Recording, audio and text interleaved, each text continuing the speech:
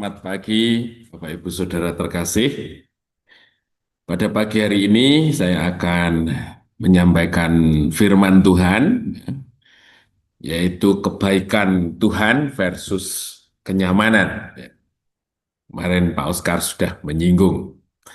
Ya, Bapak Ibu Saudara, seringkali dalam pikiran kita itu mengartikan bahwa kebaikan Tuhan itu dinyatakan dalam bentuk kenyamanan dalam hidup.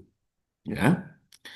Sehingga kalau itu definisinya, dampaknya adalah kita seringkali bergumul dalam doa itu persoalannya adalah persoalan ketika kenyamanan hidup kita terganggu. Ya. Sebenarnya baik-baik saja, tetapi karena kenyamanan kita merasa terusik begitu ya, dari yang dulunya kita seperti ini, terus kita mengalami seperti itu, tapi sebenarnya masih baik-baik saja, kita bergumul di dalam doa, alasannya sebenarnya bukan hal yang primer.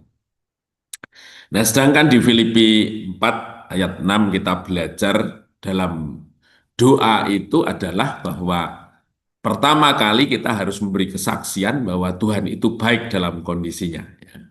Jangan kamu khawatir dalam hal apapun juga, tapi nyatakanlah keinginanmu dalam doa dan permohonan dengan ucapan syukur.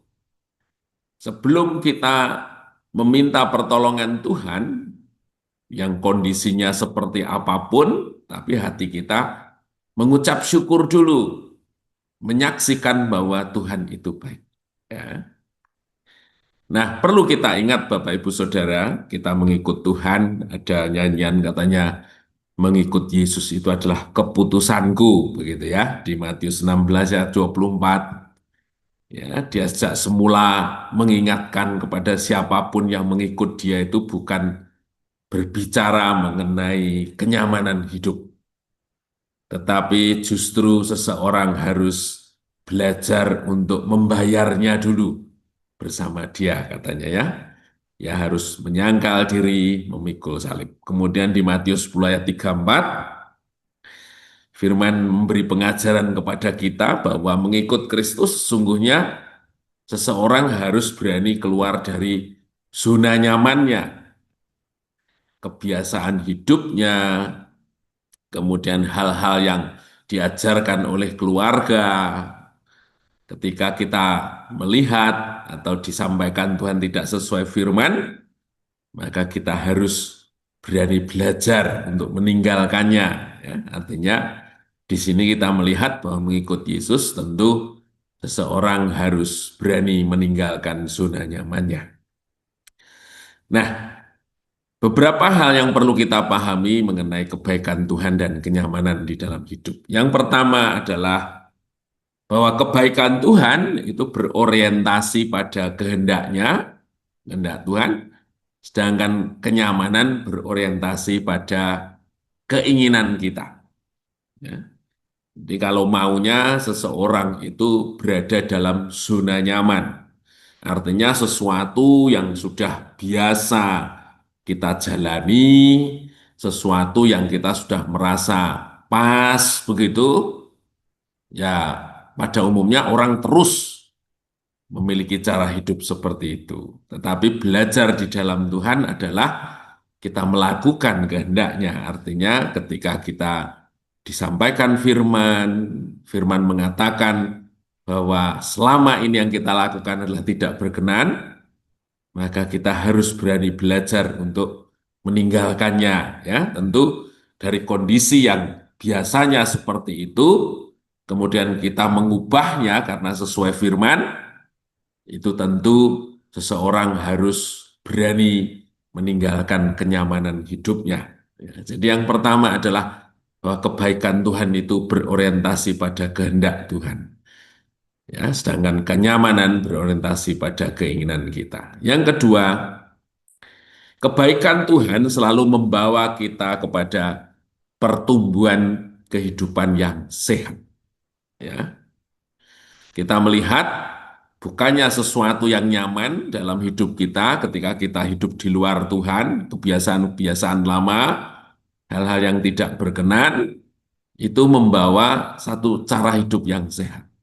Tapi kalau kita mengikut Tuhan, kita berjalan di dalam kehendaknya Tuhan, kita berjalan dalam rancangan Tuhan, tentu kita diajar untuk memiliki kehidupan yang sehat, yang berkenan di hadapannya.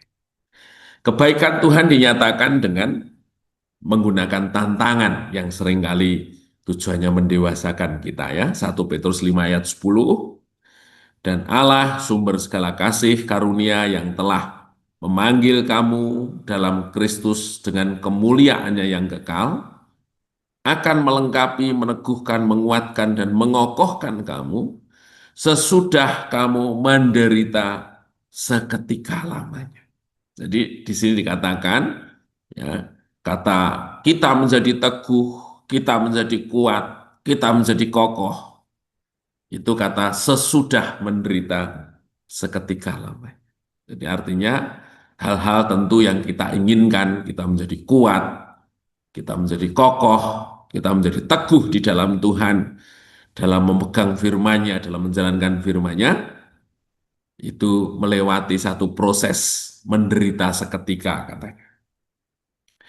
Kemudian di Wahyu 3 ayat 17 dikatakan, karena engkau berkata, aku kaya, aku telah memperkaya diriku, dan aku tidak kekurangan apa-apa.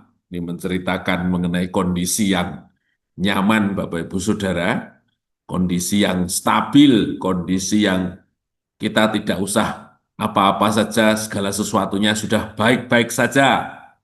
Dan karena engkau tidak tahu bahwa engkau melarat dan malang, miskin, buta, dan telanjang. Sesungguhnya Allah tidak mau kita merasa diri kita nyaman, tidak perlu berubah. Kita tinggal dalam zona nyaman. Allah tidak mau, Bapak Ibu Saudara. Yang ketiga, bahwa kebaikan Tuhan itu bersifat mutlak, sedangkan kenyamanan itu bersifat relatif. Ya. Kebaikan Tuhan selalu sempurna dan bertujuan untuk kebaikan kita. Di Roma 8 ayat 28, kita tahu sekarang bahwa Allah turut bekerja. Jadi dalam bahasa Yunani, Pak Oscar kemarin mengatakan sinergiu, ya, memegang kendali dalam segala sesuatu untuk mendatangkan kebaikan bagi mereka yang mengasihi Dia, yaitu bagi mereka yang terpanggil sesuai dengan rencana Allah. Jadi di sini dikatakan bekerja dalam segala sesuatu. Jadi baik buruk, baik kondisinya baik, kondisinya kita suka, tidak kita suka, ketika kita hidup di dalam Tuhan, itu semua karena kebaikan Tuhan untuk membuat kita, ya, terpanggil sesuai dengan rencananya. Ya. Tentu ketika kita punya konsep kenyamanan, kita akan memilih-milih. Wah, saya pilih yang ini saja, saya pilih kondisi yang seperti itu saja. Sehingga itu kita mengarahkan bahwa mengikut Tuhan itu ukurannya A, B, C, D, E, F, G, H.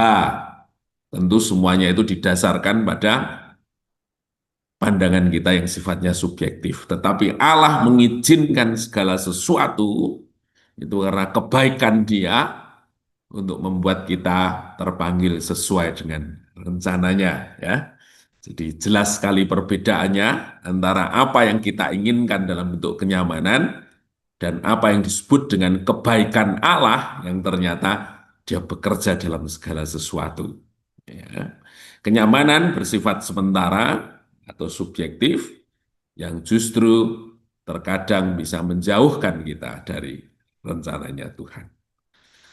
Baik Bapak Ibu Saudara, demikian firman Tuhan, semoga bisa menjadikan kita semakin memahami, ya, kehendak Tuhan dan mempraktekkan ucapan syukur kita itu dalam segala kondisi.